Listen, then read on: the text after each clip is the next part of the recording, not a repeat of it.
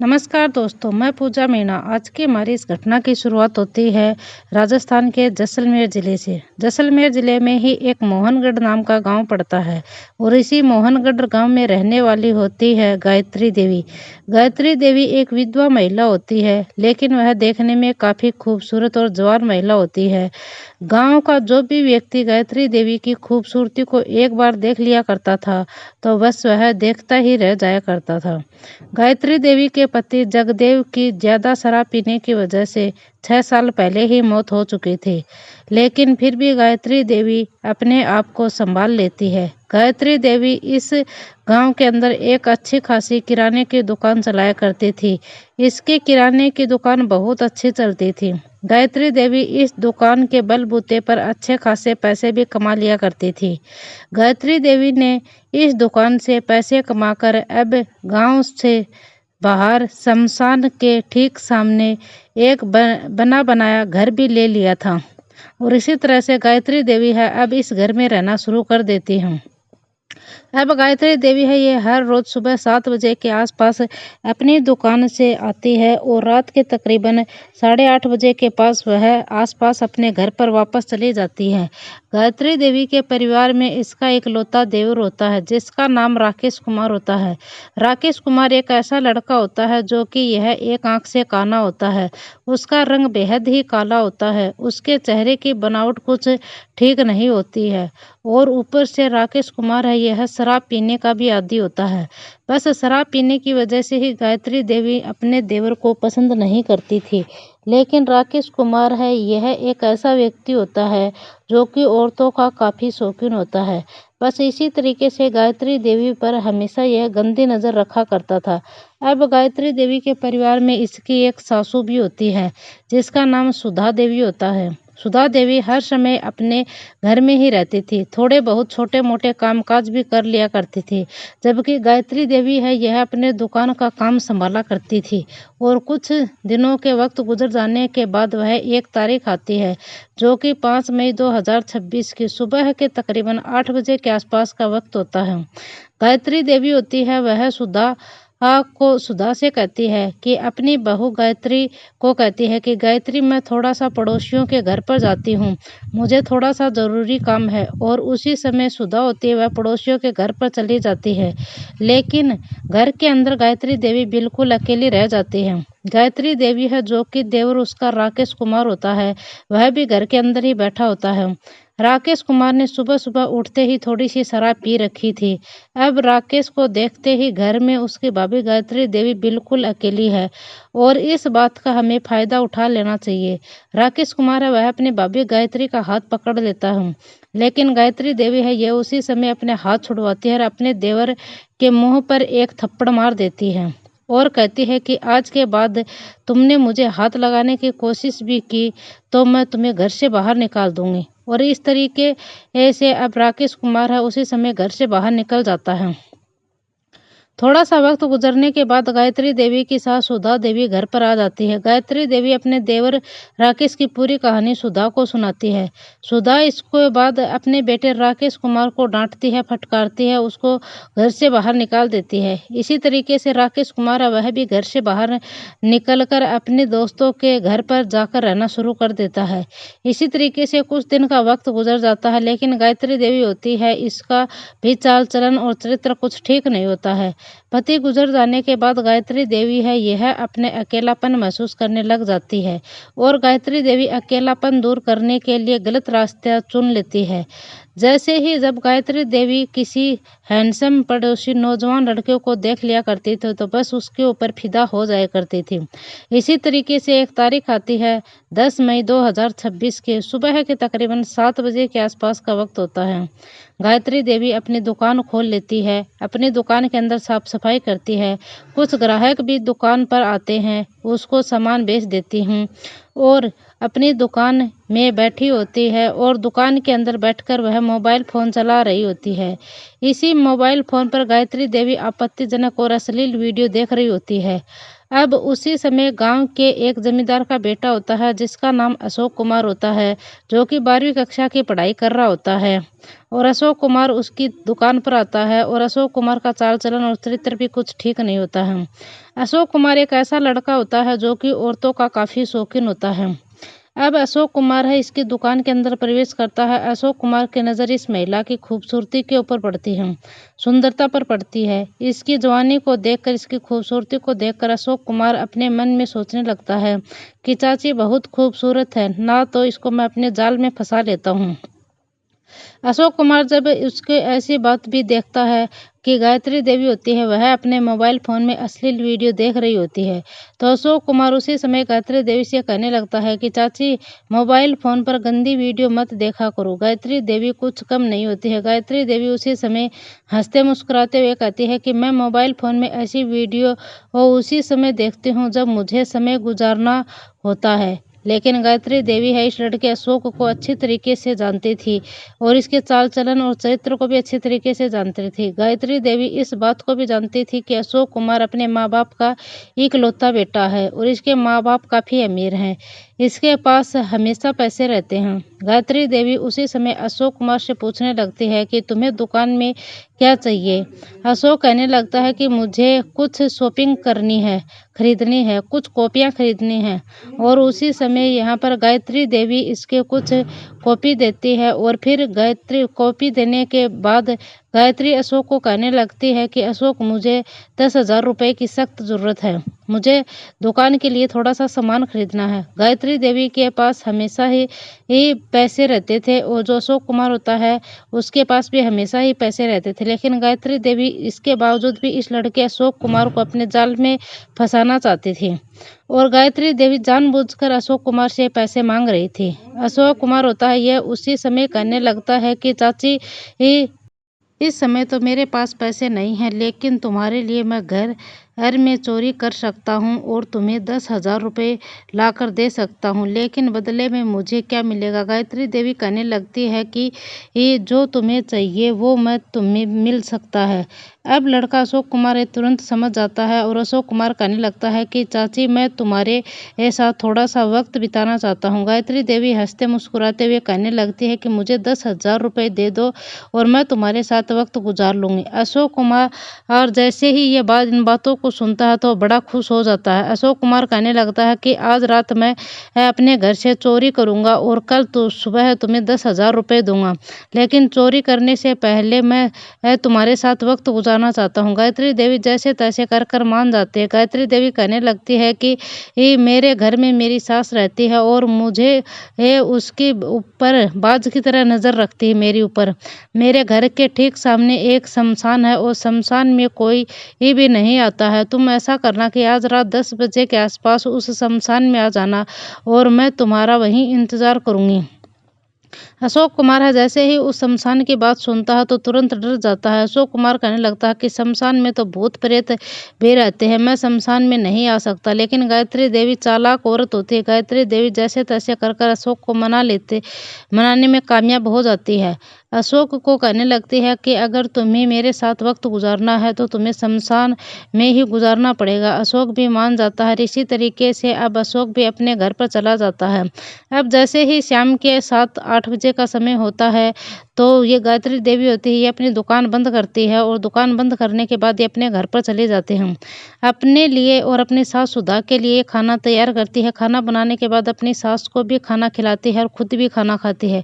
इसके बाद सुधा और इस गायत्री दोनों यह कमरे में जाकर सो जाते हैं। लेकिन जैसे रात के 10 बजे के आसपास का वक्त होता है तो गायत्री देवी देखती है कि उसकी सासू सुधा देवी की आंख लग चुकी होती है और इस बात का फायदा उठा आकर अब गायत्री देवी होती है यह अपने घर से बाहर निकलती है और वह चुपके से इस घर से बाहर निकलने के बाद घर के ठीक सामने शमशान घाट में चली जाती है।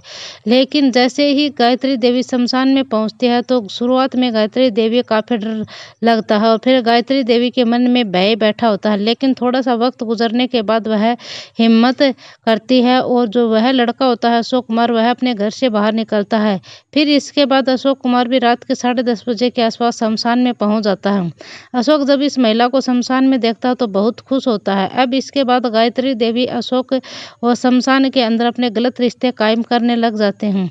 अशोक और गायत्री दोनों अपनी रजामंदी से गलत रिश्ते कायम करते हैं। जब तक करते हैं तब तक कि दोनों के मन की इच्छा पूर्ति नहीं हो जाती, और जैसे ही इन दोनों के मन की इच्छा पूर्ति हो जाती है तो अशोक कुमार कहता है कि चाची, मैं कल सुबह तुम्हें 10,000 रुपये दे दूंगा, तुम्हें किसी बात की कोई फिक्र मत करना।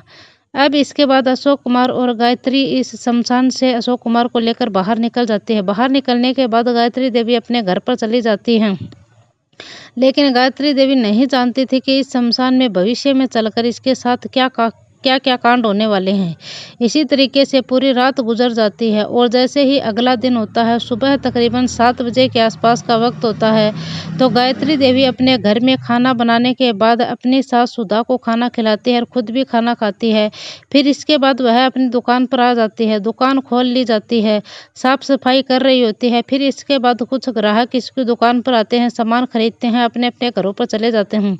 लेकिन गायत्री देवी है अब अपनी दुकान के अंदर बैठ जाती है और अपना मोबाइल खोलकर वह कुछ आपत्तिजनक अश्लील वीडियो देखना शुरू कर देती है। अब जैसे ये वीडियो देख रही होती है तो उसी समय गायत्री की सास सुधा देवी होती है, वह अपनी बहू गायत्री के पास फ़ोन कॉल करती है। गायत्री को कहने लगती है कि आज हमारी बिजली का तार में आग लग गई है, तुम जल्दी से घर पर आ जाओ। उसी समय गायत्री देवी अपनी दुकान को जल्दी जल्दी बंद करती है और अपने घर पर चली जाती है। गायत्री देवी देखती है कि उसके घर की फिटिंग होती है उसमें सारी में आग लग गई है, बिजली के तार सारे सड़ चुके हैं और बल चुके हैं। और अब इसके बाद गायत्री देवी तुरंत एक बिजली मिस्त्री के पास फ़ोन कॉल करती है और उस मिस्त्री का नाम रघु होता है। रघु एक ऐसा लड़का होता है जो कि औरतों और महिलाओं का काफ़ी शौकीन होता है। रघु हमेशा औरतों और महिलाओं के ऊपर गंदी नज़र रखा करता था, और जैसे ही गायत्री देवी रघु के पास फ़ोन कॉल करती है तो उसी समय वह हमारे घर की बिजली के सारे तार हैं वह जल चुके हैं, राख हो चुके हैं, तुम हमारे घर की बिजली के तार ठीक कर दो। तभी रघु है यह इस समय 10 मिनट के अंदर मैं तुम्हारे घर पर पहुंचता हूं। इसके बाद रघु है यह अपनी दुकान पर मोटरसाइकिल लेकर सीधा गायत्री देवी के घर पर पहुंच जाता है। घर रघु देखता है कि घर के ठीक सामने शमशान होता है और शमशान को और रघु देखकर काफी डर जाता है, लेकिन फिर भी हिम्मत कर रघु घर के अंदर प्रवेश करता है। अब जैसे ही रघु घर के अंदर प्रवेश करता है देखता है कि बहुत खूबसूरत महिला गायत्री देवी होती है, वह अपने घर में बैठी होती है और वह बिजली के तारों को देख रही होती है। तभी गायत्री देवी कहने लगती है कि रघु, हमारी बिजली के तारों को जल्दी से ठीक कर दो और इनमें से आग लग गई है। रघु कहता है कि कोई बात नहीं, मैं बिजली के तारों को ठीक कर देता हूँ, और रघु इस महिला को ऊपर से नीचे की तरफ देखना शुरू कर देता है और बिजली के तारों को वह ठीक करना शुरू कर देता है। करीब आधे घंटे का वक्त गुजर जाने के बाद अब रघु घर की बिजली के सारे तार वह ठीक कर देता है। फिर गायत्री देवी से कहता है कि घर की बिजली के तार बिल्कुल ठीक हो गए हैं, लेकिन गायत्री देवी कहती है कि तुम्हारी फीस कितनी बनी है। तभी रघु कहता है कि मुझे 500 रुपये दे दो। इसके बाद गायत्री देवी उसी समय 500 रुपये लेकर रघु के पास जाती है। तब तक इसकी सासू सुधा देवी होती है, वह पड़ोसियों से बातचीत करने के लिए चली जाती है। इस बात का फायदा उठाकर रघु उसी समय गायत्री देवी का हाथ पकड़ देता है। अब गायत्री देवी है उसका हाथ पकड़ा जाता है तो गायत्री देवी हंसते मुस्कुराते हुए कहते हैं कि हाथ पकड़ने की कोई ज़रूरत नहीं है, मैं भी तुम्हारे साथ वक्त गुजारना चाहती हूँ। रघु कहता है कि मैं भी तुम्हारे साथ वक्त बिताना चाहता हूँ। अब जैसे ही दोनों की योजना बन जाती है तो गायत्री देवी कहने लगती है कि आज रात तुम मेरे घर के ठीक सामने शमशान है, वहाँ पर आ जाना, शमशान में कुछ पैसे भी लेकर आना। अब जैसे ही पैसों की बात होती है तो रघु कहा जाता है, रघु से कहने लगती है कि मैं कितने पैसे लेकर आना है। तब महिला कहती है कि तुम्हें 5,000 रुपये की मुझे ज़रूरत है और तुम 5,000 रुपये लेकर आना। हाँ, रघु कहता है कि कोई बात नहीं, मैं रात के 10 बजे के आसपास शमशान में पहुंच जाऊंगा।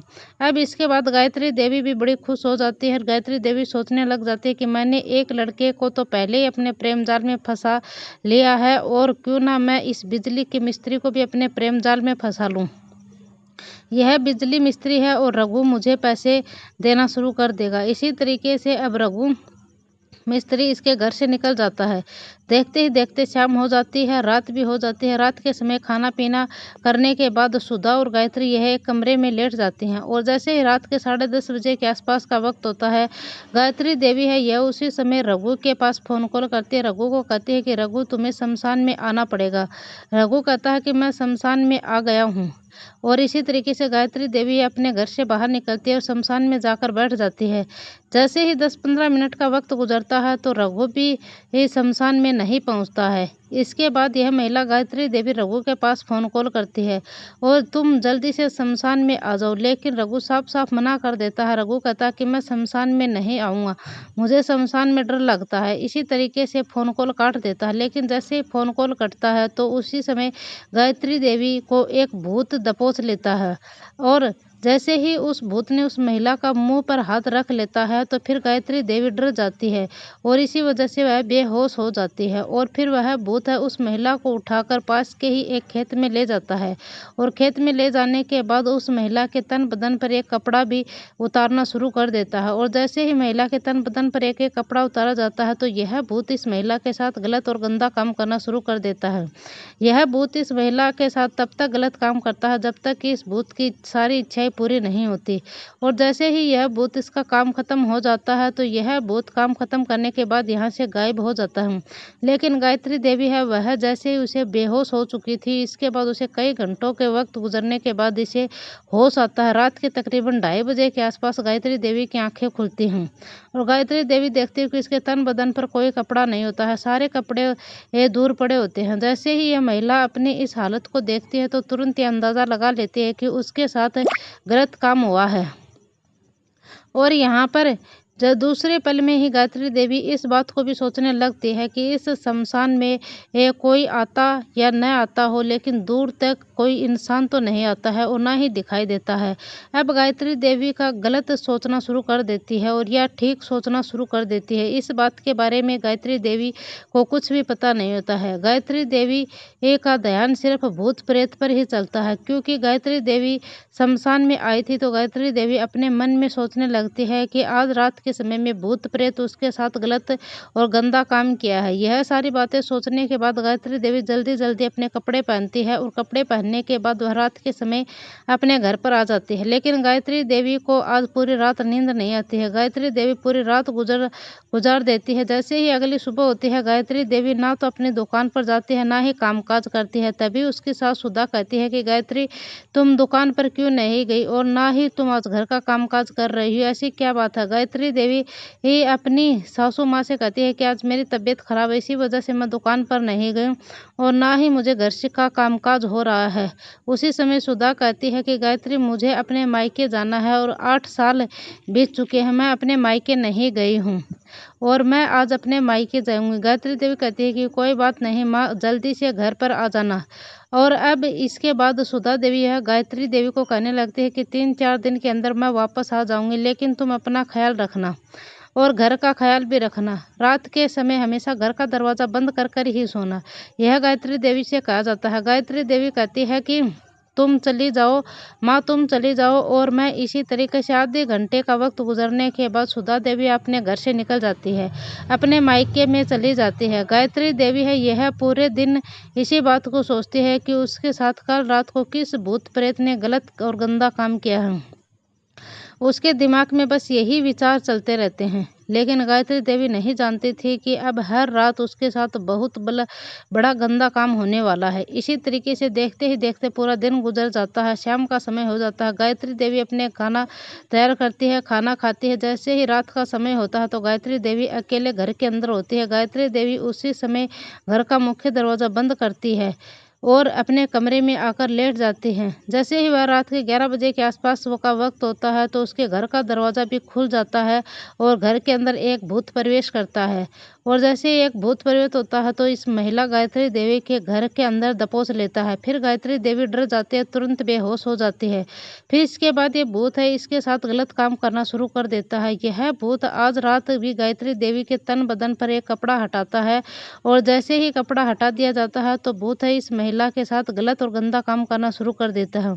यह भूत इस महिला के साथ गलत और गंदा रिश्ता तब तक कायम करता है जब तक कि इसकी सारी इच्छाएं पूरी नहीं हो जाती। जब तक इस भूत की सारी इच्छाएं पूरी हो जाती हैं तो इसका मन भर जाता है। तो यह काम खत्म होने के बाद यह भूत इस घर से गायब हो जाता है। लेकिन गायत्री देवी बेहोश पड़ी होती है। गायत्री देवी को कुछ भी पता नहीं होता है। इस तरह से रात के तकरीबन 3:30-4 बजे के आसपास गायत्री देवी की आंख खुलती है तो गायत्री देवी की आंखें फटी की फटी रह जाती हैं। गायत्री देवी अपनी हालत देखकर दंग रह जाती है। गायत्री देवी अपने मन में सोचने लगती है कि शमशान घर के ठीक सामने है, वह भूत मेरे घर के अंदर प्रवेश कर गया है। इसी तरीके से सारी बातें सोचकर गायत्री देवी काफी परेशान हो जाती है, उदास हो जाती है। गायत्री देवी इसके बाद नींद तक नहीं आती है। लेकिन गायत्री देवी है इस बात को कहीं नहीं जानती थी कि उसके साथ भूत कैसे कैसे कांड कर सकता है। इसी तरीके से गायत्री देवी है यह हर रोज रात इसके साथ गलत और गंदा काम करना शुरू हो जाता है। अब यह भूत है यह हर रोज तकरीबन रात के 12 से 1 बजे के आसपास घर के अंदर प्रवेश करता है। इस महिला के साथ इसके साथ गलत और गंदा काम करना शुरू कर देता है और इसके महिला के तन बदन के सारे कपड़े हटा देता है और इसके साथ गलत और गंदा काम करके यहाँ से गायब हो जाता है। लेकिन गायत्री देवी है यह बात समझ नहीं आ रही थी कि यह भूत उसका पीछा क्यों नहीं छोड़ता। 4 दिन तक यह भूत लगातार इस महिला के घर के अंदर प्रवेश करता है और इसके साथ गलत और गंदा काम करता चला जाता है। गायत्री देवी है अब उदास रहने लगती है, परेशान रहने लगती है। गायत्री देवी अपने 2-3 प्रेमी भूत हैं वह भूलकर वह गायत्री देवी उसे अपनी दुकान खोल कर वह हमेशा घर पर चुपचाप पड़ी रहती है। और अब जैसे ही यह सास सुधा देवी होती है समझाने की कोशिश करती है तो गायत्री देवी एक ही बहाना लगाती है कि गायत्री देवी अपनी सास सुधा से कहती है कि मेरी तबीयत खराब है। सुधा देवी यह हमेशा कहती है कि किसी डॉक्टर से दवाई ले लो, लेकिन गायत्री देवी है यह किसी डॉक्टर के पास नहीं जाती। इसी तरीके से कई दिन का वक्त गुजर जाता है। एक तारीख आती है 28 मई 2026 का। सुबह के 10 बजे के आसपास का वक्त होता है। गायत्री देवी अपने घर में छोटे मोटे कामकाज कर रही होती है। उसी समय गायत्री देवी एक पड़ोसन जिसका नाम सुंदरी देवी होता है इसके घर पर आती है। सुंदरी देवी है अब गायत्री देवी से कहने लगती है कि गायत्री तो काफी दिनों से दुकान क्यों नहीं खोलती है, ना ही घर में बाहर निकलती है, ऐसी क्या बात हो गई, ऐसी कौन सी वजह है जिसकी वजह से तू हमेशा परेशान रहती है।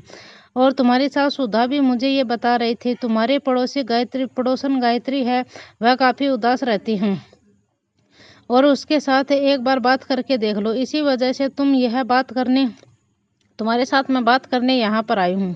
अब सुंदरी है या गायत्री दोनों यह अच्छी पड़ोसन होती है और यह अच्छी सहेली भी होती है। तभी गायत्री देवी सुंदरी के सामने रोना गिड़गिड़ाना शुरू कर देती है। गायत्री देवी अपनी इस पड़ोसन सुंदरी से कहती है कि मेरे साथ हर रोज रात को गलत काम होता है और मेरे घर में भूत प्रेत घुसा है, मेरे साथ गलत और गंदा काम करके चला जाता है। और सुंदरी कहने लगती है कि ऐसा तेरे साथ कब से हो रहा है। गायत्री कहती है कि मैं एक रात शमशान में चली गई थी, मेरा कोई प्रेमी था वहां पर आने वाला था, लेकिन वह वहां पर नहीं आया और वहां पर बहुत भूत पहुंच गया। भूत मुझे वहां पर दबोच लेता है और उसने मेरे साथ गलत और गंदा काम किया। वहां पर गायब हो जाने के बाद वह भूत मेरे घर पर भी आना शुरू कर देता है, हर रोज मेरे साथ गलत काम करता है। और सुंदरी जैसे इस महिला गायत्री देवी की इन सारी बातों को सुनती तो गायत्री देवी कहने लगती है कि गायत्री तेरे साथ घर के अंदर भूत प्रेत नहीं है और ना ही शमशान में कोई भूत प्रेत है, बल्कि तेरे घर में कोई आता है और तेरे साथ गलत काम करता है। लेकिन गायत्री सारे बातें बिल्कुल विश्वास नहीं करती। गायत्री कहती है कि मेरे घर के अंदर भूत रहता है, भूत मेरे साथ गलत काम करता है। अब सुंदरी होती है गायत्री को कहती है कि गायत्री चलो हम पुलिस स्टेशन चलते हैं, वहां पर जाने के बाद पुलिस इसका समाधान करेगी। लेकिन गायत्री देवी कहती है कि मैं पुलिस स्टेशन नहीं जाऊंगी क्योंकि मेरी बदनामी हो जाएगी। सुंदरी कहती है कि मैं तेरे साथ हर रोज रात को गलत काम होता है और मैं तेरे साथ पुलिस स्टेशन चलना पड़ेगा। और इसी तरीके से सुंदरी ये ज़्यादा दबाव डालती तो गायत्री देवी पुलिस स्टेशन जाने के लिए तैयार हो जाती हूँ। और इसके बाद सुंदरी देवी ये गायत्री को लेकर नज़दीकी पुलिस स्टेशन में चली जाती है।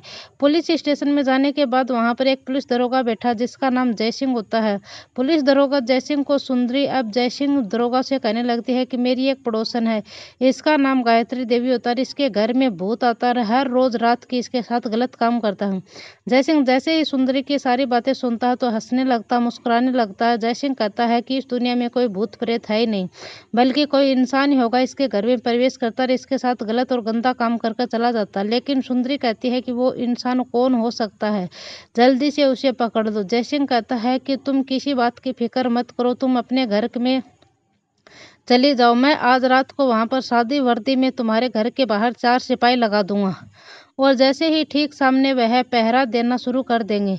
वो भूत कौन है। और इसी तरीके से सुंदरी और गायत्री है ये अपने घर पर आ जाते हैं। जैसे ही रात के 10 बजे के आसपास का वक्त होता है तो गायत्री देवी अपने सास सुधा को खाना खिला देती है, खुद भी खाना खा लेती है और अपने कमरे में जाकर सो जाती है। जब सादी वर्दी में पुलिस है ये 3-4 कांस्टेबल घर के बाहर छिपकर पहरा लगाना शुरू कर देते हैं। जैसे ही रात के 11 बजे के आसपास का वक्त होता है तो एक इंसान दीवार फाँक कर गायत्री देवी के घर के अंदर प्रवेश करता है। पुलिस चौकन्नी होती है और उसी समय पुलिस घर के दरवाजे से अंदर प्रवेश करती है, इंसान को पकड़ने में कामयाब हो जाती है। यह इंसान कोई और नहीं होता है बल्कि गायत्री देवी का देवर राकेश कुमार ही होता है। राकेश कुमार को जैसे तैसे कर गिरफ्तार कर लिया जाता है तो पुलिस स्टेशन में जाया जाता है और यहाँ पर खूब इसकी जमकर पिटाई की जाती है। पुलिस से पूछने के बाद राकेश तुम जैसे घर के अंदर जाते हो तो कैसे आते हो और अपनी भाभी के साथ ये गलत और गंदा काम कैसे करते हो। राकेश अपने आप को पूरी पोल पट्टी खोलना शुरू कर देता। राकेश पुलिस को कहता है कि मेरी भाभी का चरित्र कुछ ठीक नहीं होता, वह पड़ोसी के कई लड़कों के साथ वक्त गुजारती है। एक रात के समय में मेरी भाभी गायत्री देवी अपने पड़ोसी के एक लड़के को शमशान में पहुंचती है तो मैं शमशान के बाहर बैठकर शराब पी रहा था, मेरी नज़र उसके ऊपर पड़ जाती है, तभी मैं अपनी भाभी का पीछा करना शुरू कर देता हूँ। मेरी भाभी हर रोज किसी न किसी व्यक्ति से मिलने के लिए शमशान में जाया करती थी और मैं अपनी भाभी के साथ गलत काम करना चाहता था। अब इसके बाद मैं अपने घर में प्रवेश करता हूँ और अपनी भाभी को नशीला इंजेक्शन लगाता हूँ जिसकी वजह से मेरी भाभी गायत्री देवी बेहोश हो जाती हूँ। जैसे ही वह बेहोश होती है तो इसके बाद गायत्री देवी के साथ मैं गलत और गंदा काम करना शुरू कर देता हूँ। जैसे ही राकेश कुमार अपनी पूरी पोल पट्टी खोलती है पुलिस के सामने तो पुलिस इसके बाद राकेश कुमार के खिलाफ एक चार्जशीट दायर करती है। यह बात भविष्य के गर्भ में छिपी है कि जज साहब व राकेश कुमार को क्या सजा सुनाने वाले हैं। लेकिन दोस्तों इस पूरी घटनाक्रम का सुनाने का उद्देश्य मेरा किसी का दिल दुखाना नहीं है बल्कि आपको जागरूक करना है, आपको सावधान करना है। तो दोस्तों फिर मिलते हैं कैसी और घटना के साथ, तब तक के लिए दोस्तों जय हिंद, वंदे मातरम।